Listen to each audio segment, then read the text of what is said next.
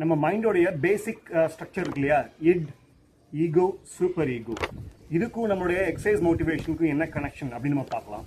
சிலருக்கு வந்து exercise motivation நல்லா ஸ்ட்ராங்கா இருக்கு, சிலருக்கு வந்து கம்ப்ளீட்லா வீக், ஆல்மோஸ்ட் ஜீரோவா இருக்குது. அதுக்கு காரணம் வந்து இந்த இட் அந்த காம்பனன்ட் தான். இந்த இட் காம்பனன்ட் வந்து அதோடைய ரெஸ்பான்சிபிலிட்டி என்னன்னா, அது வந்து ப்ளஷர் பிரின்சிபிள்லேயே வேலை செய்யுமா. ஸோ நம்ம ஹியூமனுக்கு வந்து பேசிக் நீட்ஸ் என்ன, thirst, hunger, sexual pleasure, relaxation, sleep, இந்த மாதிரி இந்த பேசிக் நீட்ஸை சுற்றி தான் இந்த இட் வந்து நம்மளை திங்க் பண்ண வைக்கும், நம்மளை ஆக்ட் பண்ண வைக்கும். ஆனால் இது மட்டுமே போதாது. இந்த இட் லெவல்லே நம்ம பர்சனாலிட்டி முடங்கி போச்சுன்னா நம்ம பிஹேவியர் இதெல்லாம் வந்து சிவிலைஸ் ஆகாது, மெச்சூர் ஆகாது. இந்த அடுத்த நெக்ஸ்ட் லெவலுக்கான அந்த ஈகோ காம்பனண்ட்டும் சூப்பர் ஈகோ காம்பனண்ட்டும் டெவலப் ஆகாது. ஹெல்த்தியாக இருக்கணும், ஃபிட்டாக இருக்கணும் அப்படிங்கிறது வந்து நம்ம இன்ஸ்டிங்க்டாக இருக்கணும் ஆக்சுவலாக. ஆனால் அது இன்ஸ்டிங்க்டாக இல்லை. நம்மளுக்கு வந்து நம்ம அந்த hunger, relaxation, sexual pleasure, thirst, இந்த மாதிரி பேசிக் நீட்ஸ், இந்த பேசிக் இன்ஸ்டிங்க்ஸ் இருக்கு பார்த்தீங்களா, அந்த அளவுக்கு முக்கியத்துவம் வந்து இது இட் வந்து அந்த இட் காம்பனண்ட் வந்து நம்ம ஹெல்த் அண்ட் ஃபிட்னஸ்க்கு கொடுக்கறது இல்லை. ஆனால் நம்ம ட்ரை பண்ணால் இந்த இட் காம்பனண்ட்டில் இந்த எக்ஸசைஸ் மோட்டிவேஷன் நம்ம கொண்டு வந்து அங்கே செட் பண்ணி வச்சிடலாம். இப்போ ஒரு இண்டிவிஜுவல் வந்து எஃபர்ட் எடுத்தா இந்த இட் லெவல்ல இருந்து நெக்ஸ்ட் ஸ்டேஜ் ஆஃப் அனாலிசிஸ்க்கு போவாங்க. இப்போ நம்ம பண்ற இந்த உதாரணத்துக்கு நம்மளோட கான்டெக்ட்லேயே பார்த்தா எக்ஸசைஸ், இது வந்து நம்மளுக்கு பெனிஃபிட்ஸ் கொடுக்குமா கொடுக்காதா, இந்த மாதிரி அனாலிசிஸ் பண்ணணும் இல்லையா. ஸோ அதை சுற்றி உள்ள ரியாலிட்டிஸை அண்டர்ஸ்டாண்ட் பண்ணிக்கணும். ஏன்னா அந்த ஈகோங்கிற செக்ஷன் வந்து ரியாலிட்டி பிரின்சிபிள் அடிப்படையில் வேலை செய்யும். இப்போ இங்க ஒரு பிரச்சனை இருக்கு. ஏன்னா நம்மளுக்கு எப்போதுமே ஒரு இன்ஃபர்மேஷன்னா 2-3 விஷயங்கள் நம்மளுக்கு வந்து உண்மை மாதிரி தெரியும், நம்ம வந்து குழம்பிடுவோம், எது ரியாலிட்டி நமக்கு தெரியாது. ஸோ இங்க வந்து நம்ம ஸ்மார்ட்டா யாரு சொல்ற விஷயம் நம்மளுக்கு கரெக்டான விஷயம், எப்படி எக்ஸசைஸ் பண்ணணும், எந்த மாதிரி எக்ஸசைஸ் பண்ணணும், உண்மையிலே எக்ஸசைஸ்னால இவ்வளவு பெனிஃபிட்ஸ் இருக்குதா, இந்த மாதிரிலாம் அண்டர்ஸ்டாண்ட் பண்ணிக்கிறதுக்கு இந்த அனாலிசிஸ்லாம் பண்ணி, இந்த அனாலிசிஸ்லாம் முடிஞ்சதுக்கு அப்புறம் எக்ஸசைஸ் வந்து ஒரு ஹேபிட்டா மாறணும்ல.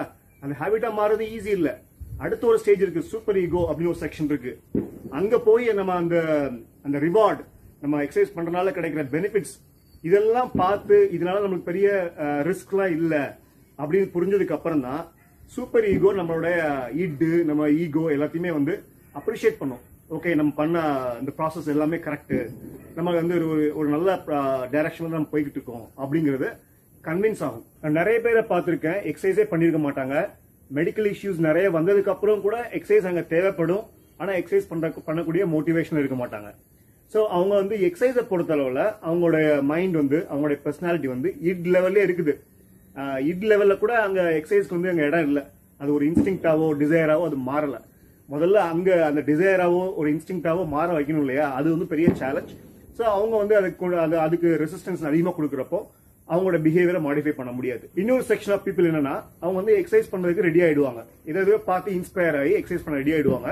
ஆனா அவங்க செலக்ட் பண்ற விஷயங்கள், அவங்க செலக்ட் பண்ற எக்ஸசைஸ் மெத்தடாலஜி சரியில்லை அப்படின்னா அவங்க வந்து ரிசல்ட்ஸ் வந்து அவங்க நினைச்ச அன்ரியலிஸ்டிக் கோல் செட் பண்ணிருப்பாங்க.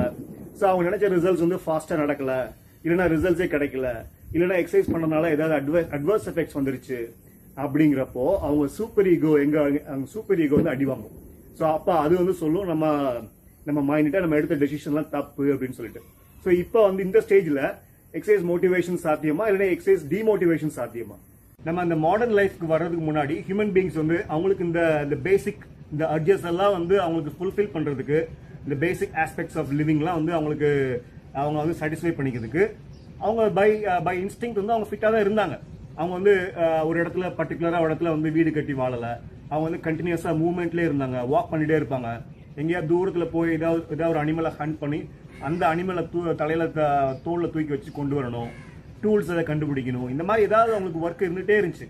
வாட்டர் ரிசோர்சஸ் எங்க இருக்குதுன்னு பார்த்து கண்டுபிடிக்கணும், சீசனல் சேஞ்சஸ் எங்க இருக்குன்னு பார்த்து அதுக்கு இந்த மாதிரி ஷிஃப்ட் ஆகணும். இப்போ இந்த இடத்துல ரெய்னி சீசன், இந்த இடத்துல இந்த காட்டுல இந்த டைம்ல ரெய்னி சீசன், இங்க வந்து தாங்கவே முடியாத அளவுக்கு ரெயின் இருக்கும் அப்படின்னு நினைச்சாங்கன்னா வேற எங்கேயாவது ஒரு ஹாட்டர் பிளேஸுக்கு போவாங்க. அந்த மாதிரி நாலேஜ் அவங்க டெவலப் பண்றதுக்கான அந்த வேலைகள்லையும் அந்த டிபார்ட்மெண்ட்லயும் அவங்க கற்கால மனிதர்கள் தான். ஆனா அவங்க இன்டெலிஜென்ட்டா பல விஷயங்கள் யோசிச்சு ஒரு இடத்துல அவங்க வாழாம சுற்றிக்கிட்டே இருந்தாங்க, கேம்ப்ஸ் போட்டு போய்கிட்டே இருப்பாங்க. ஸோ அவங்களுக்கு ஆட்டோமேட்டிக்கா அந்த ஃபிட்னஸ், ஹெல்த் அண்ட் ஃபிட்னஸ் கூட வந்துகிட்டே இருந்துச்சு.